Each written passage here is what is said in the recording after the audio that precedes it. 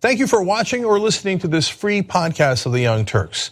We want to make sure that you get some portion of the show every day, but if you want the full show, which is actually 5 segments, come become a member and support independent media as well. tytnetwork.com/join. Meanwhile, enjoy the free podcast.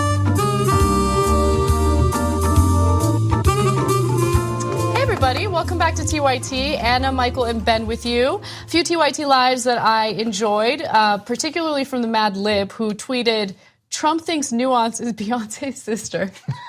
Funny. Nuance. It would be Nuance, yeah. Funny. Totally good. That's so good. I am Sock writes in, you know what the most unstable region on Earth needs? An even more unstable American foreign policy. Yeah.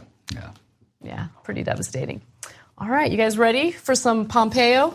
Yeah, Pompeo and circumstance? Let's do it. I don't watch Grey's Anatomy anymore, but I understand she's really a linchpin to making the show work. Pompeo. It's an Ellen Pompeo joke. I know. Mine was a Bambaleo Gypsy Kings joke. Oh, I love that song. No, try singing it with Pompeo. It's not as good. All right, so let's talk a little bit about Pompeo. Mike Pompeo, the current CIA director, has been chosen by Donald Trump to replace Rex Tillerson as Secretary of State. So naturally, the Senate needs to have hearings to question Pompeo and determine whether or not he is fit for the position.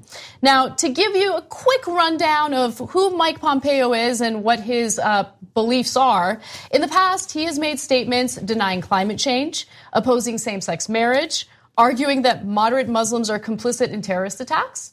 And also, he has demonstrated on various occasions that he has a very hawkish stance on foreign policy.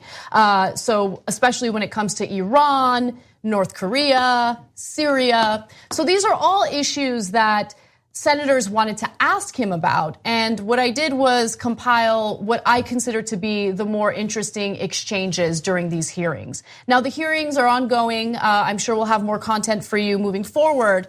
But it's important to know that right now there are people on both sides, members of Congress on both sides, that are very much concerned with the State Department. Dozens of senior officials resigned or were pushed out. Many jobs remain unfilled, with lower-level officials temporarily filling them.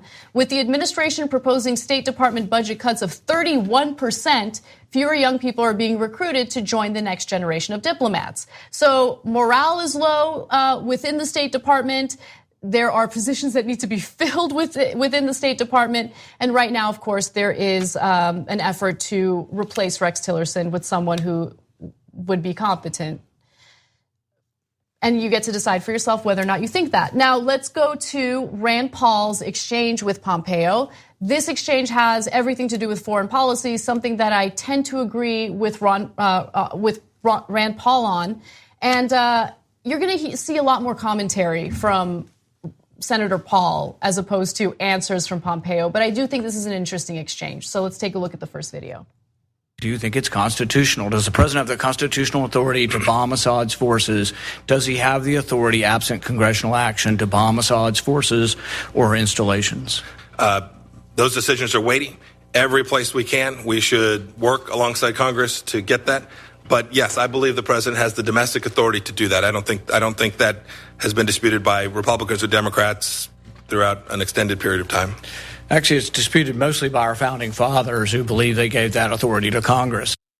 It's interesting because Pompeo had a very different standard when it came to foreign policy under the Obama administration. So, Michael, I want you to jump in and kind of fill in the gaps here. Well, I mean, first of all, the gap, there's no gap to fill in there. Rand Paul called him out on it. And what Mike Pompeo, as he was a member of the Freedom Caucus, he was a member of the most sort of conservative group of congressmen when he was serving. He was a member of the most arch-conservative group of arch-conservatives. Right, that's right. Yeah, he was the far right of the far right. He was the walking fringe. I mean, and so what he advocated at a time when Obama was considering doing certain things was exactly what Rand Paul is saying to him now. Mm-hmm. Now, as he's standing for Secretary of State, it's a total reversal. And I think that, a tiny bit of leeway is given to people who are going to adhere to the administration of their president. It's happened all the time. This is so far from the person he was and legislated as and got himself in wars of rhetoric with Barack Obama over, or his administration over. Obama would never honor that. It's embarrassing. Well, it's also incredible how he tried very hard to present himself as a less hawkish individual. Because again, if you look at his past statements, didn't want to shut down Guantanamo Bay, is very much in favor of the enhanced interrogation that was conducted under the Bush administration, basically torture, waterboarding. So again, very hawkish. But during this hearing, what I noticed time and time again was that he wanted to present himself as someone who was more in favor of diplomacy, which historically is not the case with Pompeo. No, I mean, it's what you do. You go into a job interview I'm trying to think of a good analog to what that is. But the truth is, you present yourself as what you think they want to hear. Exactly. And that's what he's doing today.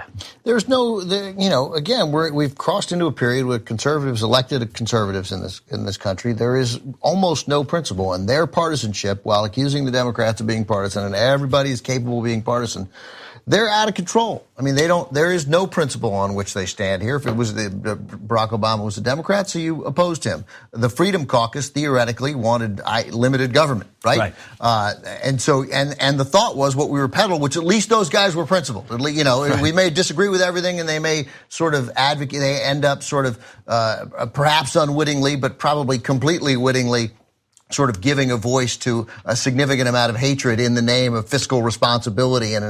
But in reality, they didn't believe anything. This was what worked. This was what worked then. It was popular. It was the right people for him to be associated with, so he was associated with them. He is a better nominee for Secretary of State than Rex Tillerson, because Rex Tillerson was a 0 on a 1 to 10 scale, and Mike Pompeo is a 1.2. Yeah. But it is a continued disaster for the State Department. But do you really think that he would be better than Rex Tillerson? Because while Rex Tillerson didn't have the same contacts, connections, experience as Pompeo is definitely more hawkish than Tillerson. No, just in terms of qualification for the job. I think Rex Tillerson is the worst cabinet appointment in the history of the United States of America. And I think he'll go down as that. I think he's wrecked the State Department. I think that he's the guy who allowed a 31% budget cut to be proposed at his State Department while we increased the defense spending by 13%. I mean, it is counterintuitive in any way to making progress. It's nice that those numbers directly mirror each other, at least the 13% increase. It was like appointing a surgeon to housing and urban development.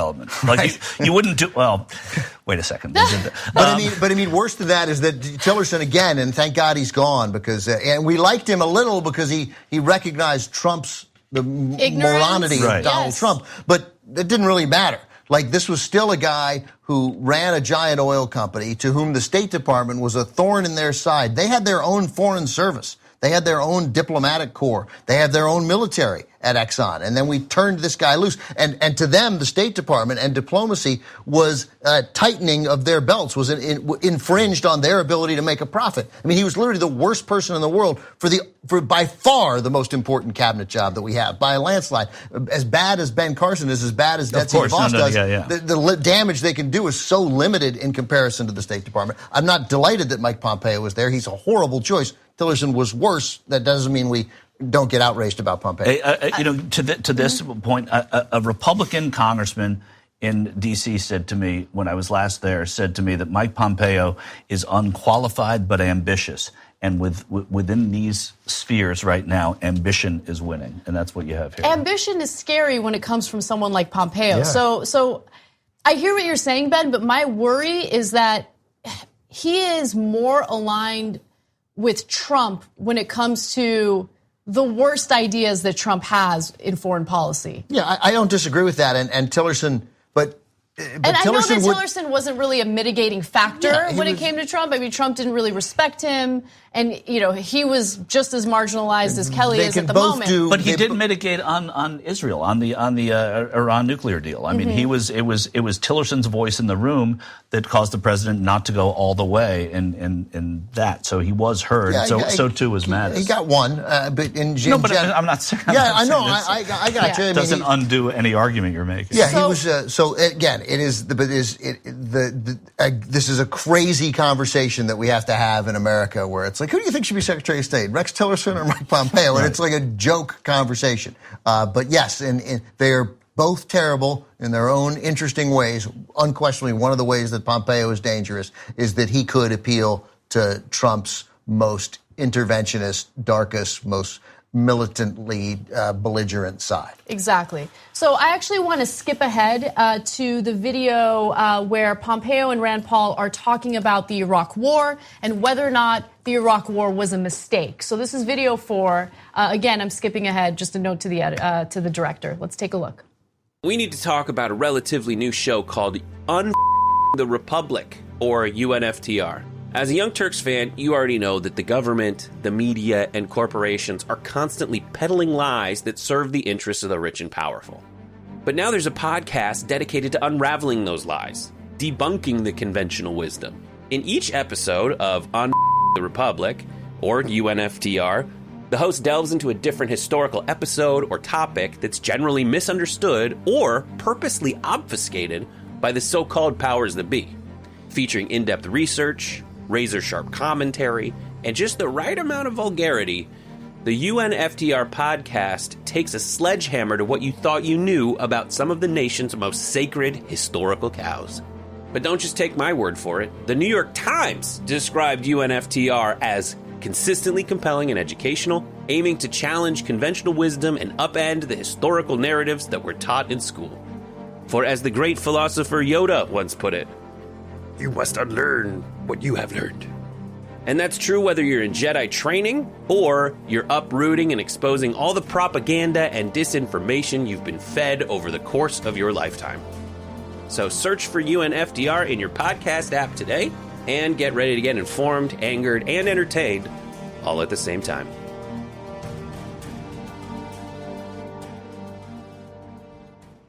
Do you think the Iraq War was a mistake? I was running a machine shop in Kansas at the time, so I don't have a contemporaneous view that I expressed. No opinions back then? How about opinions now? I may well have had an opinion.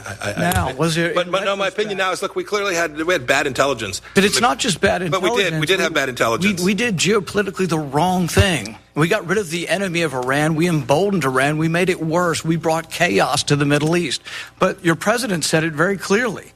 He says that the Iraq War was the single worst decision ever made. So once again, I'm concerned that you won't be supporting the president, that you will be influencing him in a way that I think his inclinations are actually better than many of his advisors, that the Iraq War was a mistake, that we need to come home from Afghanistan. He was against being involved in Syria at many times in his career. So I think he does have good instincts. And my main concern is that will you be one who will listen to what the president actually wants instead of being someone who advocates for us staying forever in Afghanistan, another Iraq war, bombing Syria without permission? So these are the advice you will give. These hearings are always funny because anytime they're asked about something that would make them look bad if they answered truthfully, they don't recall. Right. They just can't recall. I don't remember. But these are unbelievable times, and I'm reminded. I was listening to Springsteen radio oddly today. Weird. And it was his introduction to the song "Magic" from 2007, and he said, "We're in unprecedented times now." And I thought, 11 years ago, nope, they've been reprecedented, right? Mm-hmm. And there are two things here that would make every Republican not vote for them not vote for this guy, so that he'd have to withdraw his name. The committee. Foreign Affairs Committee would say something, we can't support this guy. Yeah. One, he's going to be he said, I don't know, I was running a machine shop in Kansas at the time. You're about to be Secretary of State. It's the biggest foreign policy decision in the United States over the past 50 years probably, right? And he's like, I don't know, I was running a machine shop, I don't know.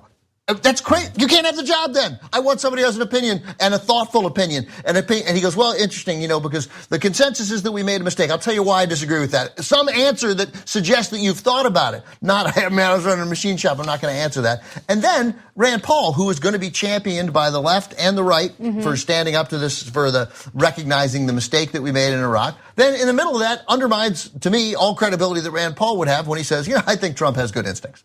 right? No, he is incompetent instinct. And if Rand Paul were true to the person he was, he would be a significant thorn in Donald Trump's side instead of the fake thorn in Donald Trump's side that he is. My hunch is that he gave this answer to Rand Paul. Rand Paul has two reasons not to support him.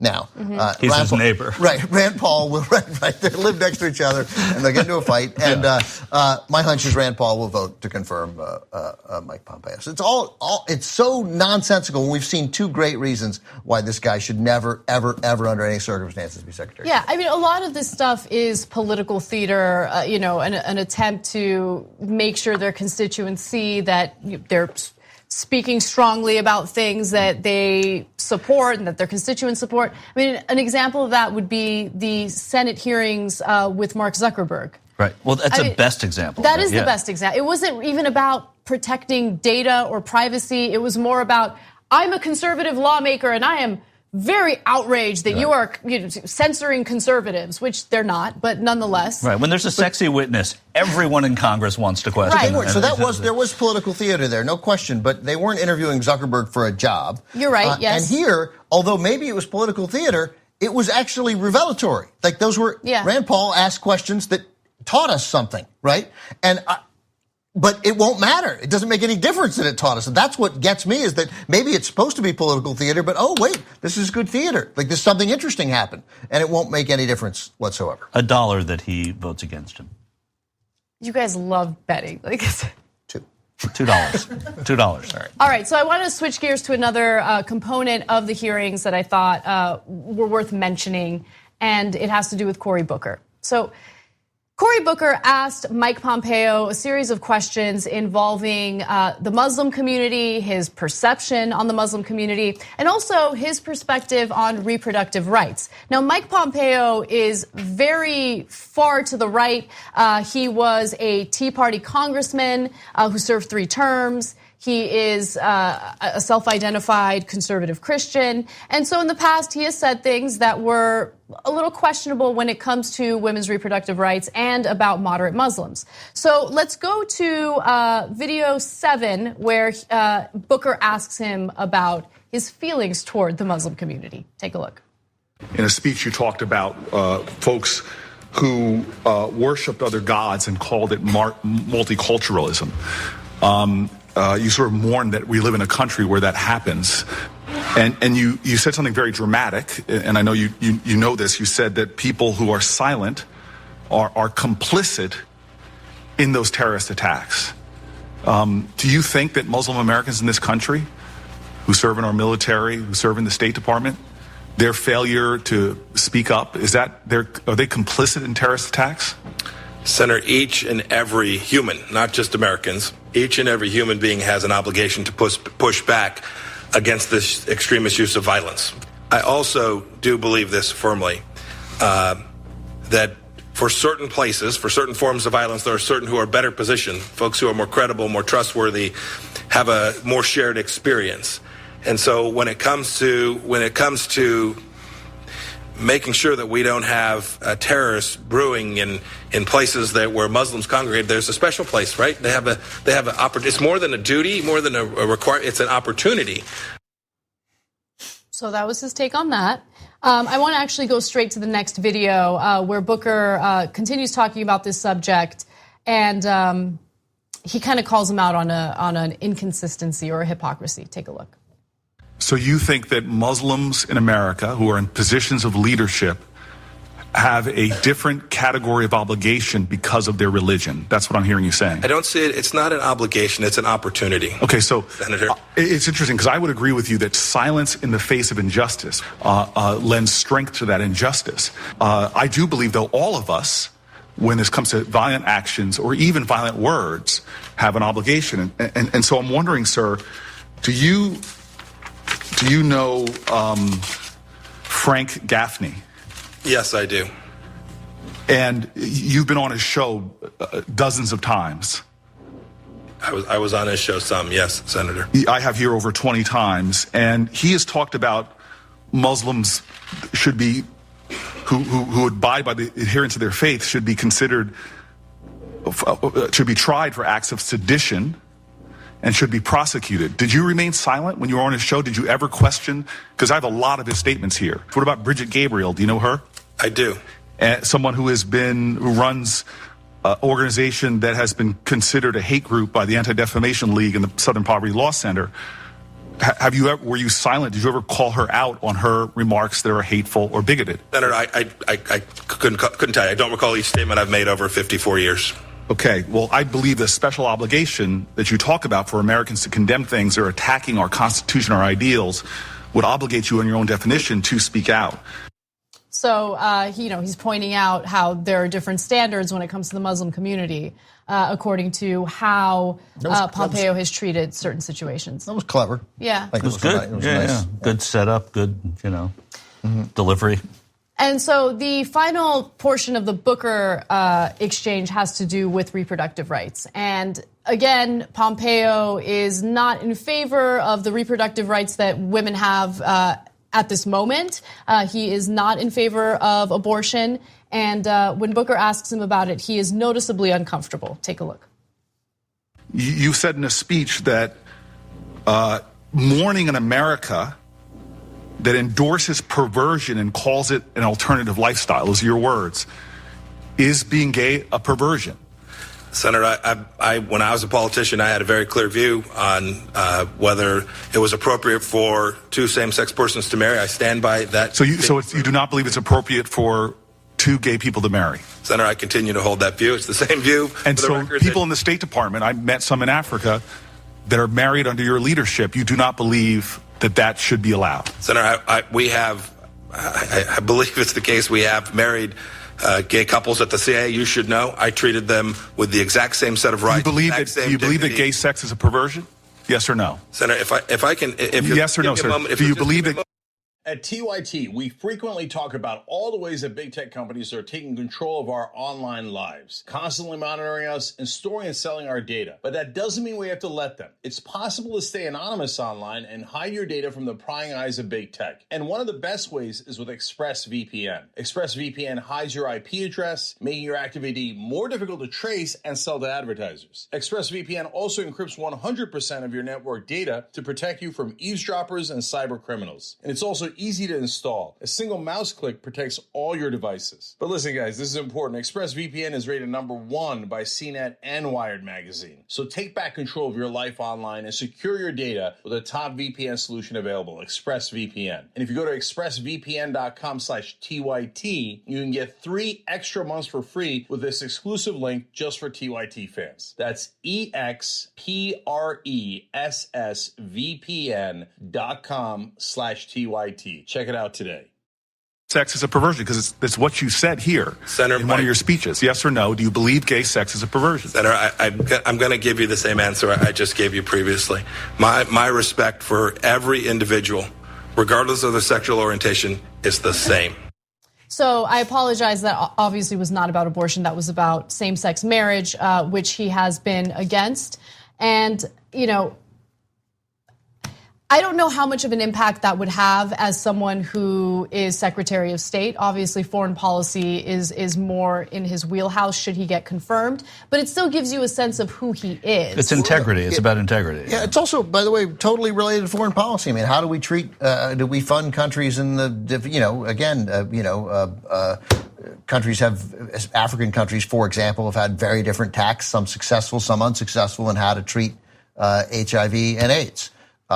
Some countries have excoriated and victimized gay people or anyone with the disease, while other countries have thought, let's distribute condoms and educate people. What do you know? The rates came crashing down.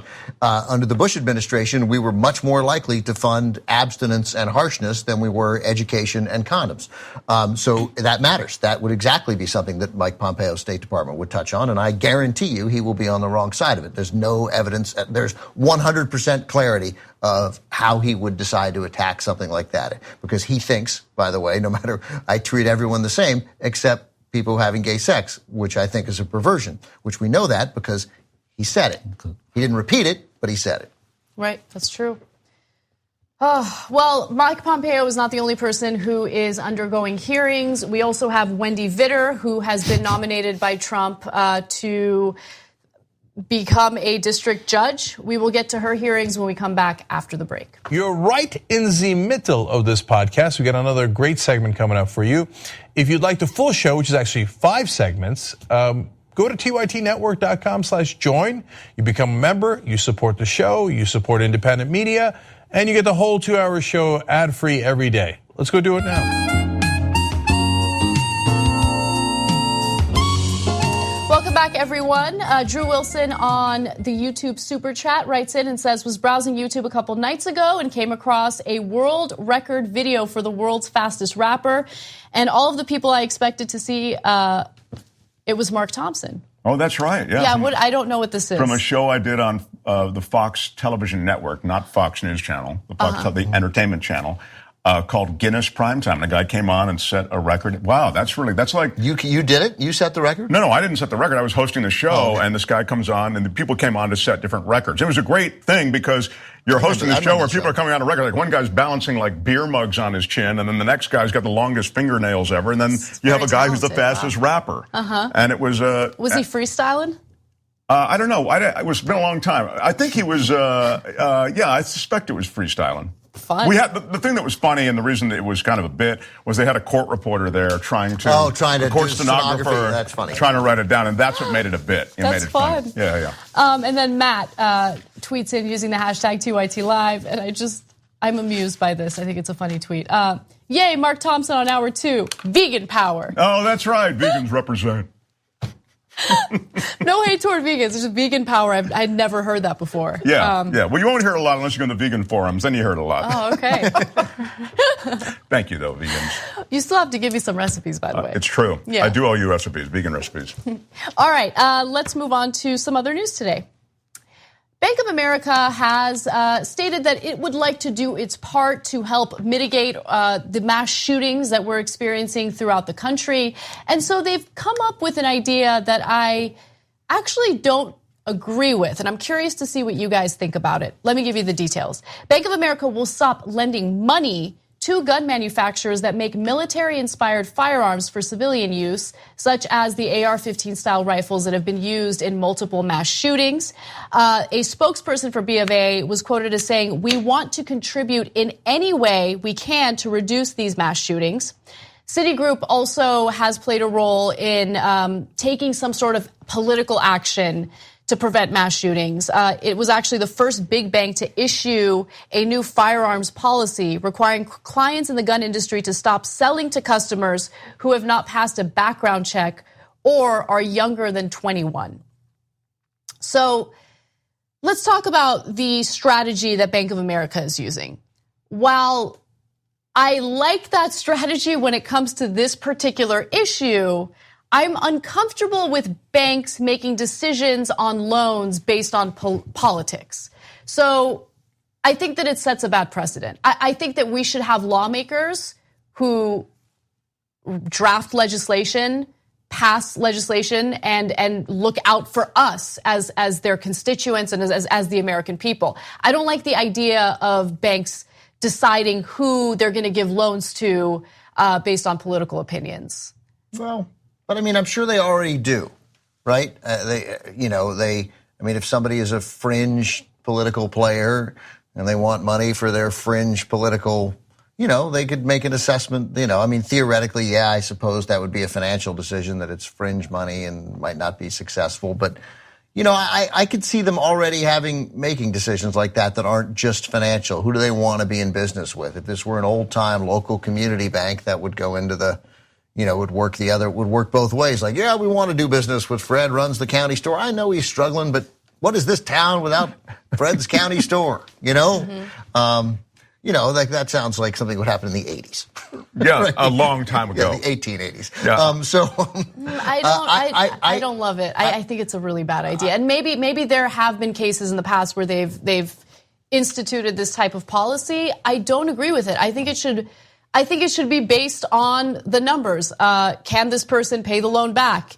Period. Right, but sometimes, yes, okay, yeah, I got you. It certainly should be based on that. But then do they also have a decision? So if they can pay it back no matter what it is, unless it's a crime, right? I'm going to disagree with you. I hear you. And I suppose one could argue that it's a slippery slope, but as you probably don't know. Okay, so let me give you an example. If they start, if we start allowing them to make loan decisions based on politics, imagine Citigroup. I mean, we have done some coverage on Citigroup that has not been very nice. So imagine we as the Young Turks decide that we need a loan in order to expand the company.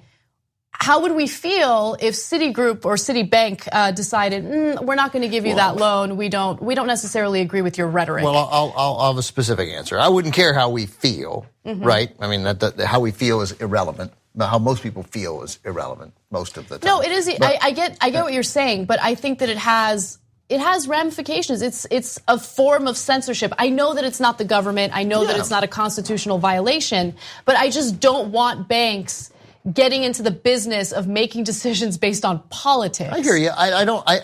Yes, the fact of the matter is if they start censoring well-meaning left-wing groups, I'll object to it. But I don't know that we need to set the rule here. Like you hurt people where it counts, and that's with money. And if I applaud Bank of America for standing up here. Like this is when you make the decision to loan, it's not solely based on whether you can repay the loan, right? I mean, I think for big banks, for the most part, it has been. I mean, they're amoral machines. Yeah, but they also want to do business. They lose money sometimes. Sometimes they want to do business with people. I mean, Lord knows a lot of banks lent money to Trump thinking the whole time there's a bad deal, right? He frequently just doesn't pay us back. But we're in business with Trump, and that ultimately pays off in the end. So they may think, well, if we do business, we're lending to AR-15 manufacturers in the current climate. Well, we may lose some other business for people who resent that we're doing that. And we may get some business that we wouldn't get otherwise because we're the bank that stood up and didn't do that. So they could make an argument that it's a financial decision, broad scheme, maybe not specifically to.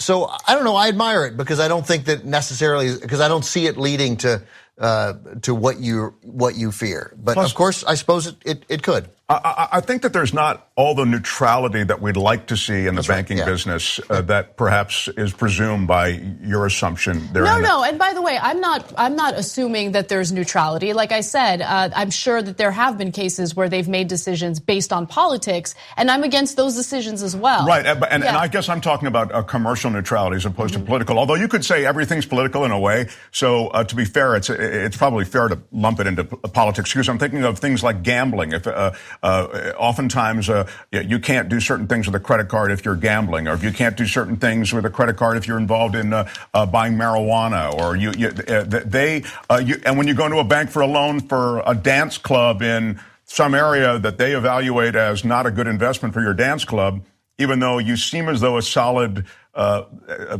potential recipient of the money, they look at the business proposal and they go, we just don't necessarily go. So I guess what I'm trying to say is there is a gray area in the banking world, and I know that you're suggesting that indeed there is, but this is so clearly a political decision. Right. And it's sort of what Ben's saying, which is they want to be doing something. They want to make a statement with what they're doing. Look, if they are making a statement because they believe that it'll help them, with other customers who will come to them because they like this. Like if it's a financial decision, then okay, then there's a little more of a case to be made. But if it's purely political, again, like it's one thing to. Hold on, real quick. Why does it have to be political? Why can't it be like principled? Leave out politics. That they think that the scourge of mass shootings with AR-15s is a massive detriment to society, undermines the American dream, has just a chilling effect on the enjoyment of life for all of us, and they want to take a stand against that. Well, banks can twist that same argument and apply it to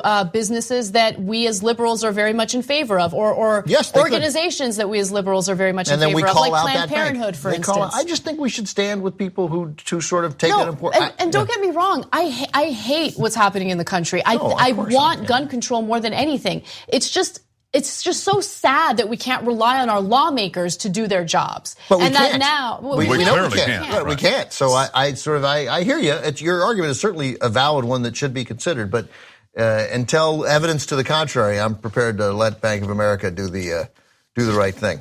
All right. By the way, just relevant to that story, I did at one point say when I was referring to that thing in the 1880s, I talked about the county store. That's what I just like it when people call me out or call it. So at St. John Markaby writes, "What's a county store?" And I'm like, yeah.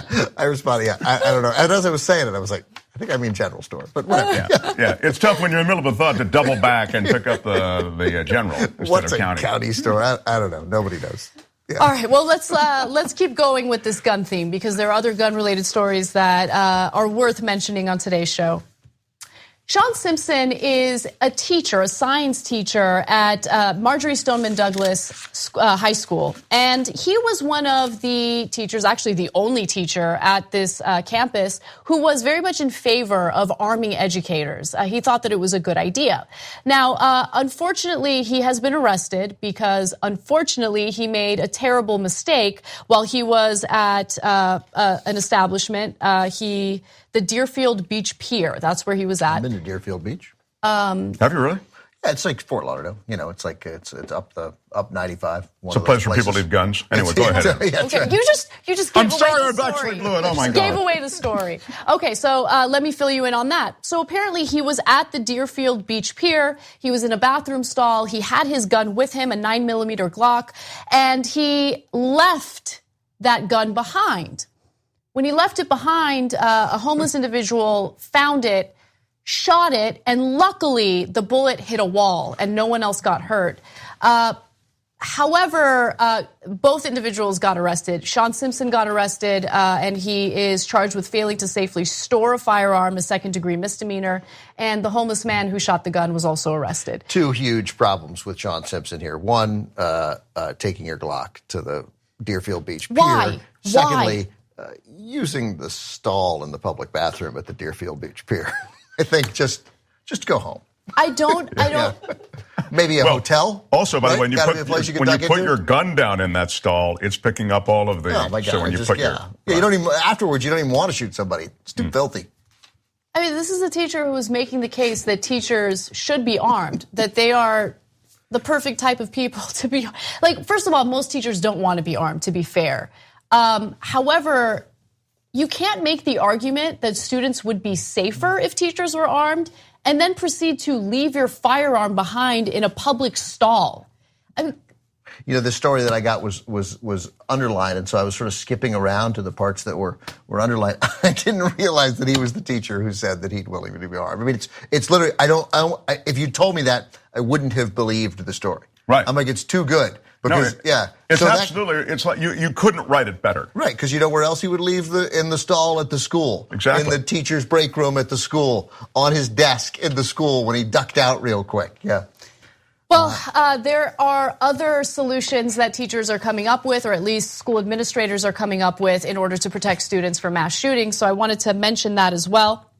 The Mill Creek School District in Pennsylvania is looking into possibly arming their teachers. It is not legal to do so yet. However, until it becomes legal, they're hoping to arm teachers with tiny baseball bats. I'm not kidding. They're literally tiny baseball bats. They're about 18 inches long. JR has one here, doesn't he? He has a real baseball bat. Yeah, but we had a little one here for a long time. Or at least at the old Young Turks office. I don't know why those exist. Are they for children? Yeah, they're for children to hurt each other. Okay, fantastic. They're usually, you see them around offices and stuff. People have them. Yeah, they're like commemorative. Like they'll give them away. There'll be a giveaway at the Dodger game, and you get a little Dodger one, and then you hit your friend with it. I know this is a little bit of a tangent. I hate when people give me stuff like that. I don't like clutter. Please don't give me stuff like that. I don't want a memento or. So at the Dodger game, I was at the Dodger game last night, and it was sweatshirt night. Like it's technically a nice gift. It's a hoodie, but it's got the bank sponsor name on it. Oh, so you went on the hoodie night. I went on hoodie night. Yeah. Well, I went on the night when they gave out baseball cards. Right. I'll trade you the baseball card for the hoodie. I'll give you the hoodie. Okay. So I say, and oddly enough, my wife and daughter are out of town, and they also went to a baseball game yesterday, and I went to a baseball game that night. So I told my daughter this morning that I got a hoodie, and she goes, we don't need another thing in the house. Yes, she sounds like me. Yeah. She's so cute. Yeah, well, there you go. I love it. All right, well, back to Mill Creek School District. Now, the 16-inch, they're not even 18, they're 16 inches. The 16-inch bats were distributed to each teacher following an in-service training day on how to respond to school shootings. I mean, the crazy that they were actually given out. Somebody had an idea and then went and bought them. They spent money. They spent taxpayer money on a little less this. than $2,000, I think, is what it costs. But it's funny that they say it's a symbolic thing, And if it is symbolic, then I guess okay, but it's ridiculous. I mean, we're talking about people who are coming into these places that we want these kids to be safe, and they're coming in with these weapons of war. And then we hand out these 16-inch wooden bats to people. It's just, I don't know. I mean, I mean, first of all, if somebody comes into the school and starts throwing you mini sliders, you're going to want a mini bat. hit those mini sliders. Well done. It's, I don't know. I don't want to mock them I don't want them to have guns. So, no one's going to get hurt with a 16-inch bat.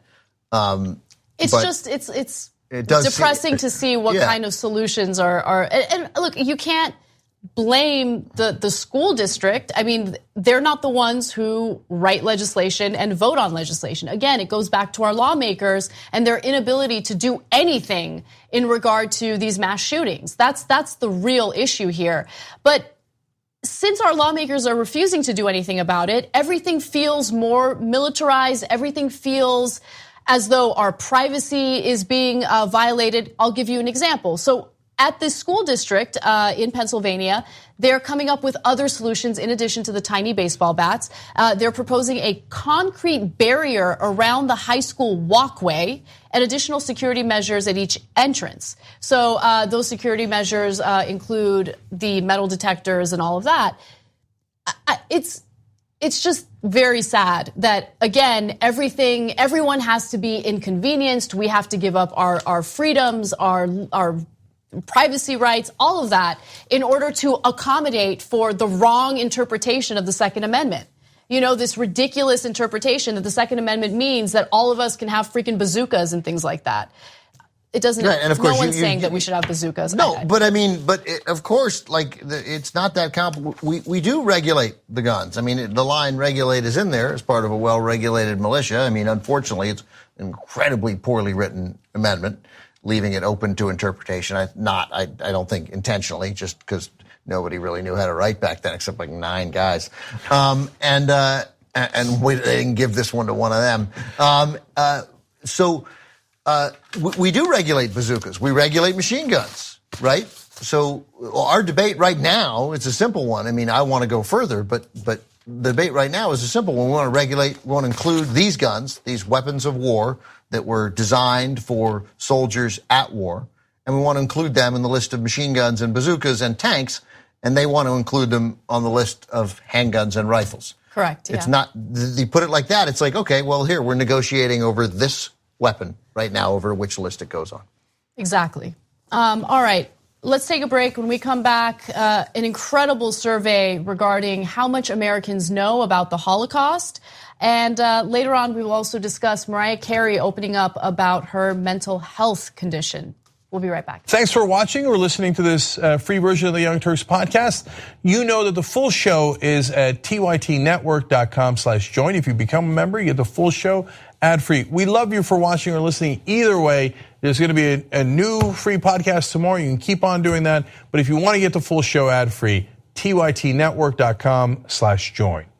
Thanks for listening to the full episode of The Young Turks. Support our work, listen ad-free, access members-only bonus content, and more by subscribing to Apple Podcasts at apple.co/TYT. I'm your host, Cenk Uygur, and I'll see you soon.